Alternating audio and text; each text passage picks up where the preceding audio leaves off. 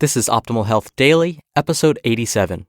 Is Motivation Useless? Part 2, by Steve Kamb of nerdfitness.com. Get ready to maximize your potential with Optimal Health Daily, the podcast that brings you the best content in health, fitness, and nutrition 5 days a week. Your optimal life awaits. Now here's your host, Dr. Neil Malik.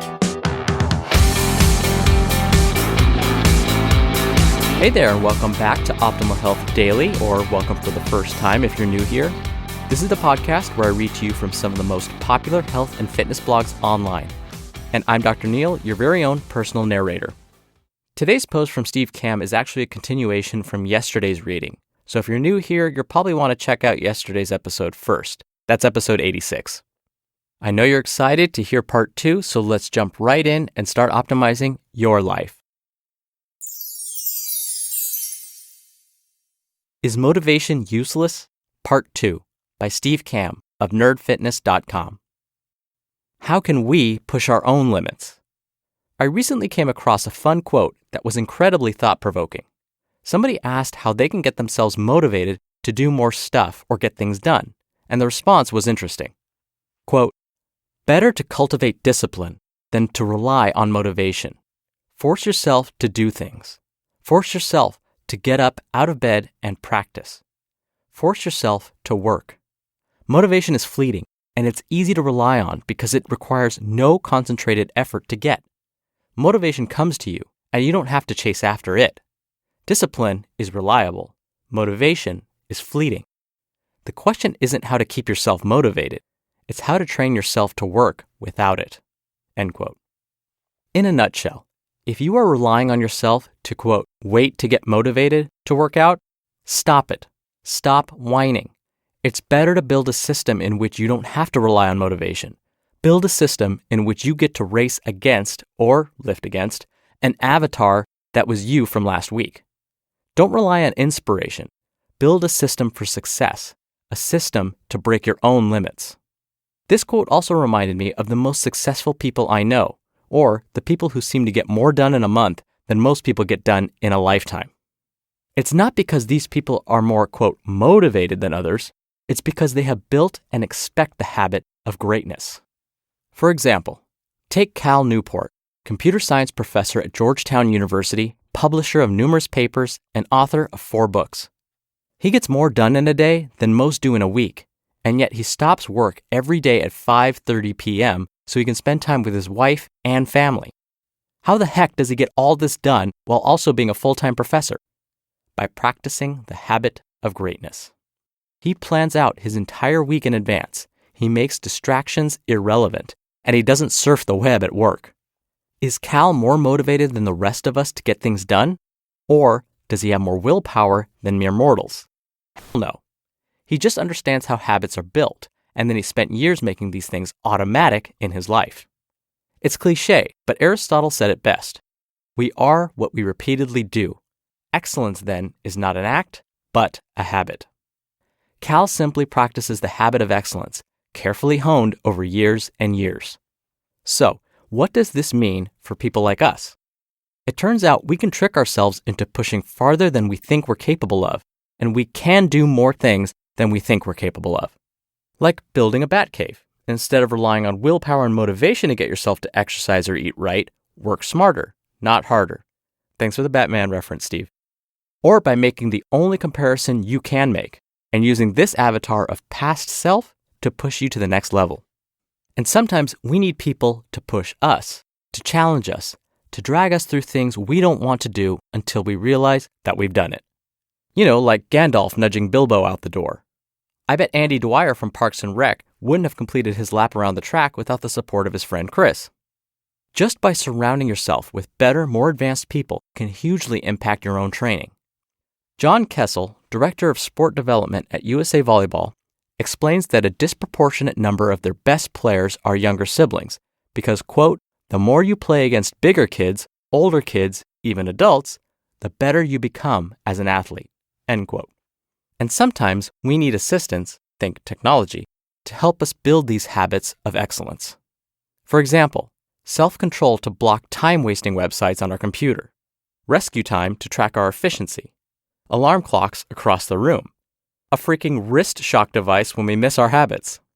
Notice that none of these examples above rely on motivation or willpower or just being better than somebody else. Instead, they're all situations in which outside forces are employed to push us beyond our seemingly entrenched capabilities. Don't be outworked. I want to imagine what you'd accomplish if failure wasn't an option. As McCluskey theorizes in his book, especially when it comes to performance, competition, and victory, quote, "The winner is the athlete for whom defeat is the least acceptable rationalization," end quote. In other words, people who are willing to do anything to accomplish their goals almost always end up accomplishing their goals. Or, in Will Smith's own words, quote, "I will not be outworked.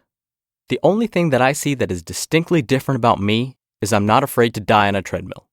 I will not be outworked, period. You might have more talent than me, you might be smarter than me, you might be sexier than me, you might be all those things you got in on me in 9 categories. But if we get on the treadmill together, there's 2 things. You're getting off first, or I'm going to die. It's really that simple, right?" End quote. Not surprisingly, Will Smith is one of the most successful actors out there today. Unfortunately, we're all not like Will Smith, yet.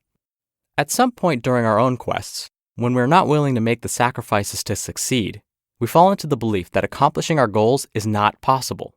In fact, this rationalization can and will happen for many people before they even try.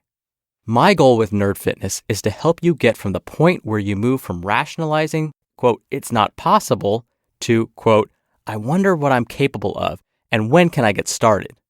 I want to help you get what you want out of life, whether it's a flat stomach, bigger muscles, self-confidence, and or a life of adventure. In my 6 years of running Nerd Fitness, I've come to learn that happiness, greatness, and success are not things people are born with, entitled to, or lucked into. They are habits and practices that have been built intelligently. Instead of berating yourself when you're not motivated to exercise or getting mad at yourself when you struggle with eating unhealthy food, take a step back and look at it from a different angle. How can you build the habit of success and put your focus there instead of chasing the motivation to make it happen? You just listened to part 2 of the post titled, "Is Motivation Useless?" by Steve Kamb of nerdfitness.com. Now, in previous shows, I've discussed this idea of willpower and kind of how it waxes and wanes over time. There are days when you wake up and you can tackle anything. You can take on the world. Other days, you wake up and you can barely get out of bed and make it to work. I've always argued that what we need to do is set up our environment so that on days when we can barely get out of bed, our environment is set up such that we don't really have to think about anything, and yet we'll still follow the right path. There are simple things you can do to change your environment to lead to more success. And I mentioned this with food a lot. If you want to eat more nutritious, wholesome foods, just make sure they are available and visible. Make sure those are the first foods you see when you open the fridge or pantry. Just making that small little change will set you on the path to success. You have difficulty working out or finding the motivation to do so? Always have tennis shoes and a pair of exercise socks with you. Or put them right by your front door so that you see them every time you walk past. Those small little fixes that take 5, 10, maybe 30 seconds max will make a huge difference when it comes to your success.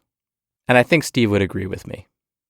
Now, before we end for the day, if you'd like to go above and beyond to help us out, a really simple and free thing you can do right now is show someone how to subscribe to this podcast. Could be a friend, a family member, coworker, anyone really. You can show them on their smartphone or you can direct them to oldpodcast.com. If everyone subscribed just one person, it would be a huge help and really let us know that you're enjoying what you hear. All right, I hope you're having a great week. I'll see you on tomorrow's show where your optimal life awaits. Hello, Life Optimizer. This is Justin Malik, creator and producer of this show and Optimal Living Daily, the brother podcast of this one. Literally, I'm Dr. Neil's brother.